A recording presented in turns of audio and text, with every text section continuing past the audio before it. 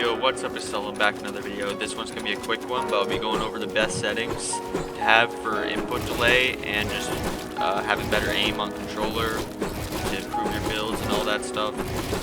So this will be for PC players and console players, and it's just going to be a couple tips that will help you improve. So yeah, let's get right to it. So the first thing we're going to do is I'm going to open up my files and go to the app.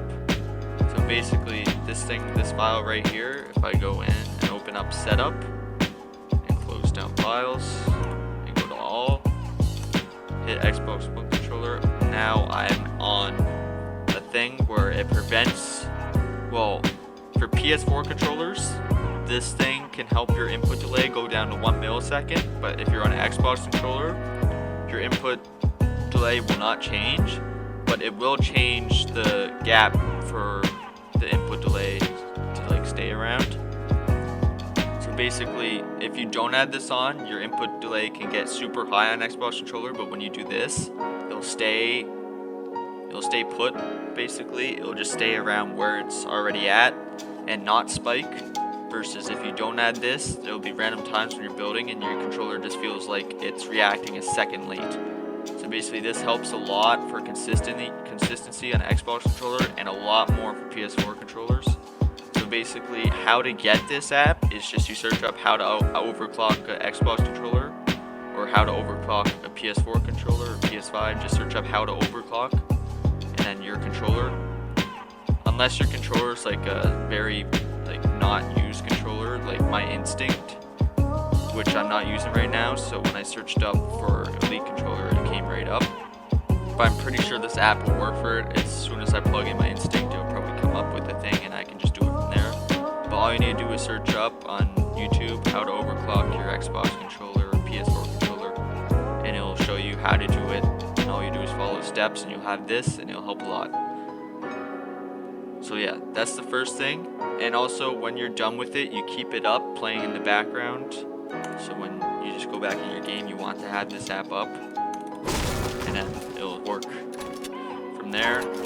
So basically, Xbox controller, you won't probably see a difference when you start using it, but you'll notice a lot of times you'll start becoming more consistent just due to the fact that your controller won't just randomly lag out of nowhere sometimes. So yeah, that's the first tip. The second tip, which is PC. But all of these tips are going to have to do with your settings now in Fortnite, is window mode. You're going to want to play on window full screen for PC. Also, if you're playing on 240 Hertz, there's a certain thing you can do in your settings on in your files to cap your frame limit at 237 to where you don't have screen tearing anymore, which helps a lot. Or if you're on 240 frames per second, you can just set your cap at 360 and it'll just remove it too. But I think that just setting it at 237 just looks nicer because it still says 240 frames per second. But that's basically it for that. And I forget how I did it, that's the only reason I'm not showing it, but basically just search up on YouTube how to set your frames 237 on Fortnite and there will be a video. And then next, what you're going to do is go to your 3D resolution and you're going to lower that. Even if your computer can handle 240 frames per second perfectly, you should still drop it down to 95%. I dropped mine to 75 because my computer can't handle 240 Hertz as well as most computers could. But this actually helps your input delay because the quality is lower, so the lower the quality, the less input delay. That's how it works. Alright, after that, what you're going to want to do, I don't think there's proper grammar, but okay. Cut. After that, what you're going to do is you're going to go over to here, the game UI, and you're gonna want to copy mine. And also the biggest thing you want to change here is turn off creative runtime performance stats. So basically when you're creative, this will help your input delay a lot more. So basically that's all you want to do for this. And then before I go to my controller settings, I'm going to go to these binds. And one thing that I find actually helps is having a switch mode / edit bind, which a lot of people encourage to do instead of just having your edit bind, having a switch mode / edit bind on the binds that you don't need. So I got rid of my squad comms for this. So yeah, that's it for that. And then we go to controller settings, and you just want to have all these settings right here, which I have. It doesn't matter what your slide hold time is. I like sliding, so I have it minimum.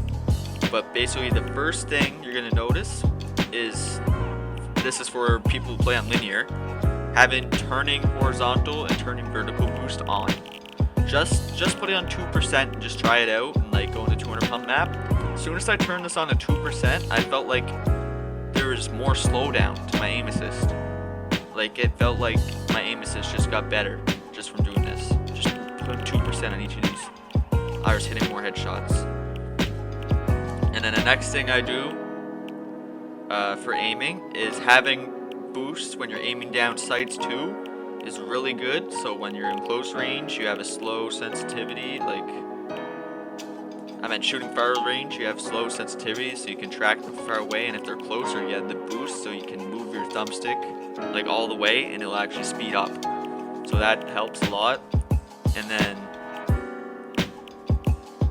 here's the last thing I want to show you.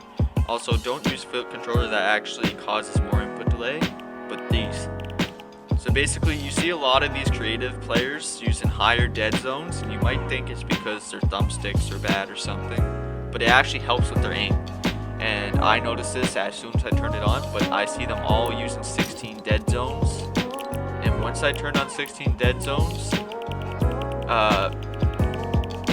I found it a lot easier to track someone's head, because even with stick drift and stuff, like 10 dead zones, I felt like I was swinging too much, versus 16. I found this is like the perfect dead zone to have, in my opinion, for like having better aim, and it didn't affect my builds too much either. Like this settings, the dead zones at 16 and the turning boost are the two most important settings I think that I've ever changed to make me have better aim in this game. So yeah, I don't know how long this video was, but that's basically all I want to go over, and hopefully you improve from these settings. So yeah, see ya.